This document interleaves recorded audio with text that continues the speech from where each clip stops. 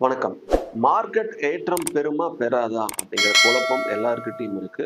இப்போ ரீசன்ட் டேஸ்ல நிஃப்டி வந்து 21,900ல இருந்து அப்புறம் 23,900 வந்து போனது. கிட்டத்தட்ட ஒரு 2000 புள்ளிகள் வந்து மேல வந்து போனது. ஸோ இதுக்கப்புறமா ஒரு 2 நாள் வந்து நிஃப்டி வந்து செல்லிங் வந்து நடந்தது.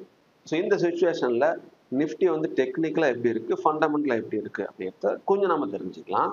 Welcome to all. இது புரோக்கரேஜ் ஃப்ரீயின் சந்தை செய்தி. டெக்னிக்கலா சொல்லணும் அப்படின்னா நிஃப்டியில் அதோடைய ஸ்டாக்ஸில் 53% ஆஃப் ஸ்டாக்ஸ் வந்து அதோடைய 1 மந்த் ஹையை வந்து தொற்று. 2023லையும் இதே போல் நிகழ்வுகள் வந்து நடந்துச்சு. அதுக்கப்புறம் மார்க்கெட் வந்து நல்லா வந்து மேலே போணுச்சு. அதே போல் இப்போ இந்த 2025ல் வருமா அப்படிங்கிறத வெயிட் பண்ணி பார்ப்போம். டெக்னிக்கலா நிஃப்டியில் இருக்கிற ஸ்டாக்ஸில் அந்த 1 மந்த்தில் என்ன நடந்திருக்கு அப்படிங்கிறதுக்காக தான் இந்த பதிவு நான் சொல்கிறேன். ஸோ அடுத்து ஃபண்டமெண்டலாக கொஞ்சம் செக் பண்ணலாம். ஸோ நெக்ஸ்ட் ஆர்பிஐயோடைய மீட்டிங் வந்து கூடிய விரைவில் நடக்க வந்து போகுது. லாஸ்ட் ஆர்பிஐ மீட்டிங்கில் ரேட் கட் வந்து அனௌன்ஸ் பண்ணியிருந்தாங்க.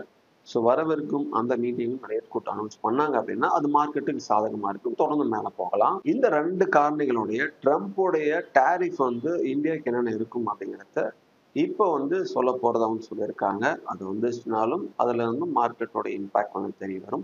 ஸோ இந்த 3 முக்கியமான காரணிகள் சொல்லணும் அப்படிங்கிறதுக்காக அந்த பதிவு. ஸோ நிஃப்டியோடைய 53% ஆஃப் ஸ்டாக்ஸ்ல இருந்து அது 1 மந்த் ஹையை தொட்டதுக்கு அப்புறம் என்ன நடந்திருக்கு அப்படிங்கிறத வெயிட் பண்ணி பார்ப்போம். ரேட் கட் அனௌன்ஸ் பண்ணதுக்கு அப்புறமும் என்ன நடக்க போகுது அப்படிங்கிறத வெயிட் பண்ணி பார்க்கலாம்.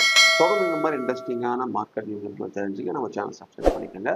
Invest wisely for better future. Thank you.